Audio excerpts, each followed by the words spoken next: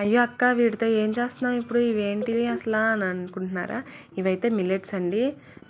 నేను ఒక 1 ఇయర్గా మిల్లెట్సే పూర్తిగా తింటా వచ్చాను.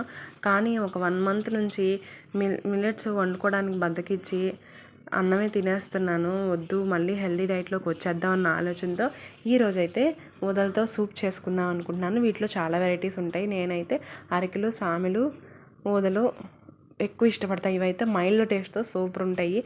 కొర్రలు మాత్రమే కొంచెం వగర్ టేస్ట్తో ఉంటాయి, ఎక్కువ తినలేం. కానీ కొర్రల్లో చాలా హెల్త్ బెనిఫిట్స్ ఉంటాయంట. నేను కొర్రలతో కూడా ఇంకా వెరైటీస్ చేసుకుందాం అనుకుంటున్నాను. ఇప్పుడు ప్రస్తుతానికైతే ఊదలు తీసుకొని చక్కగా మిక్సీలో ఫైన్ పౌడర్ లాగా వేసేసి నానబెట్టేసుకున్నాను. ఈలోపు ప్యాన్ పెట్టి ఆయిల్ వేసి దాంట్లో తాలింపు దినుసులు, కరివేపాకు, ఉల్లిపాయ, పచ్చిమిరపకాయ, ఇంకా మీకు ఏ వెజిటేబుల్స్ కావాలన్నా కూడా చక్కగా వేసుకోవచ్చు.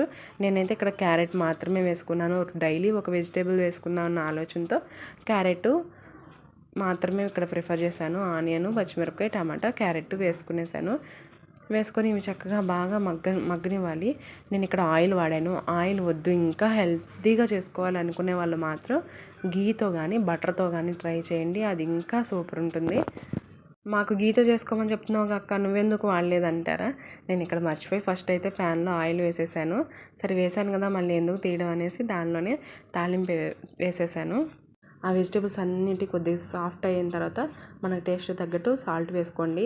నేనైతే దీంట్లో ఎటువంటి స్పైసెస్ వేయలేదు. మేము కొంచెం స్పైసీగా తింటాము, బాగుంటుంది అనుకునే వాళ్ళు దీంట్లో కొద్దిగా గరం మసాలా, చికెన్లో వేసే మసాలా కూడా వేసుకోవచ్చు. నేనైతే ఆ మసాలాలన్నీ కూడా అవాయిడ్ చేద్దాము అని చెప్పి నేను ఇలా చేసుకున్నాను. ఇవన్నీ సాఫ్ట్ అయిపోయిన తర్వాత మనం ముందుగా ప్రిపేర్ చేసి పెట్టుకున్నాం కదా, చూడండి అడుగుకి వెళ్ళిపోయి చాలా మెత్తగా అయిపోయింది.